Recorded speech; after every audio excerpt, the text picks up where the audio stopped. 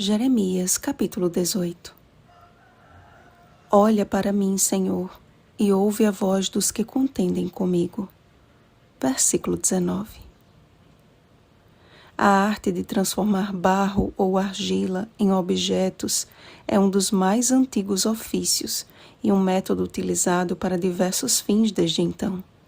Tijolos, cerâmicas, vasos e esculturas são cuidadosamente modelados pelas mãos do oleiro, e uma série de etapas precisam ser realizadas a fim de se obter um bom resultado final, incluindo o cozimento da peça em forno.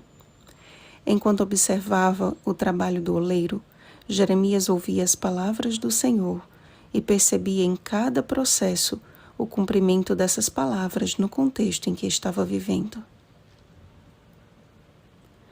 Como o barro que havia se estragado na mão daquele artesão foi reaproveitado para fazer dele outro vaso segundo bem lhe pareceu, diz o Senhor. Eis que como o barro na mão do oleiro, assim sois vós na minha mão, ó casa de Israel. Todos os esforços do Senhor e tudo o que permitia acontecer a uma nação ou um reino possuía a finalidade não de os destruir, mas de salvá-los, como a peça que o oleiro cozinha em alta temperatura para torná-la forte e preparada para o uso. Na mensagem profética aos homens de Judá e aos moradores de Jerusalém, isso fica bem claro.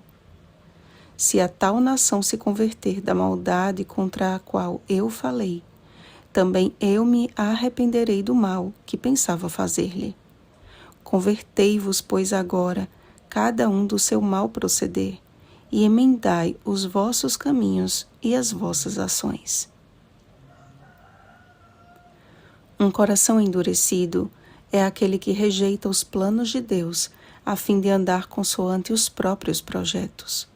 Sua ambição, egoísmo e orgulho não permitem a modelagem das mãos do Supremo Oleiro. Como a Virgem de Israel, cometem a vileza de esquecer-se do Senhor e apegar-se aos ídolos deste mundo. Enquanto isso, também cometem o desatino de perseguir e ferir aqueles que intercedem pelo seu bem-estar para desviar deles a indignação de Deus.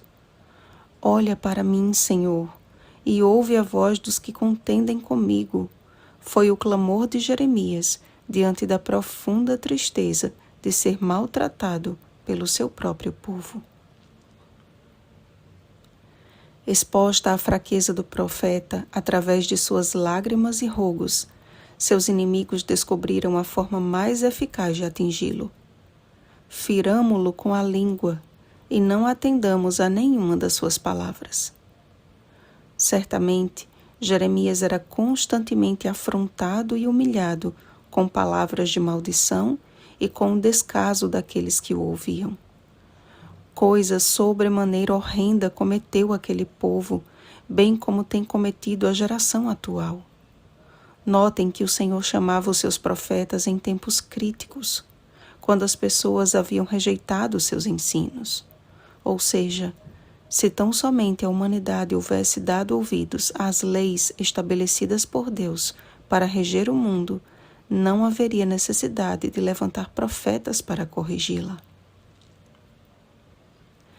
Mas por sua bondade e misericórdia, o Senhor abençoou o mundo com homens e mulheres que permitiram ser vasos de honra e suportar o calor das perseguições e sofrimentos.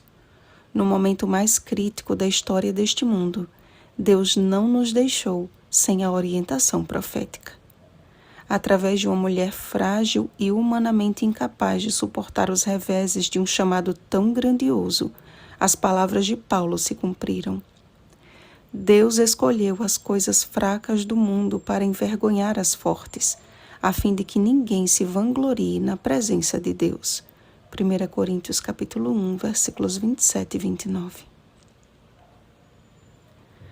Faça um estudo sério e sincero sobre a vida e os escritos de Ellen G. White, e você vai descobrir que há uma orientação profética para o povo de Deus hoje. Há um processo a ser obedecido para que sejamos vasos de honra. Rogo que deixe de lado qualquer discriminação ou opinião humana e perceba por si mesmo que os escritos da irmã White não se tratam de um acréscimo à Bíblia, e sim de palavras que apontam para a Bíblia como a nossa única regra de fé e prática e que nos ajudam a compreendê-la e amá-la como a palavra viva e eficaz do nosso Deus. Lembremos que a última igreja de Deus na terra é aquela que tem o testemunho de Jesus. Apocalipse capítulo 12, versículo 17. E o testemunho de Jesus é o espírito da profecia. Apocalipse capítulo 19, versículo 10. Ou seja, é uma igreja profética e com uma mensagem profética. Em nome de Jesus, não rejeite as verdades do Senhor, porque é chegada a ceifa. Marcos capítulo 4, versículo 29. Oremos, amados. Pai de amor, de bondade e de misericórdia, nós louvamos o Teu nome por Teu cuidado e proteção. Como barro nas mãos do oleiro, assim nos colocamos em Tuas santas mãos e clamamos para que o Teu Espírito nos refaça segundo o molde divino.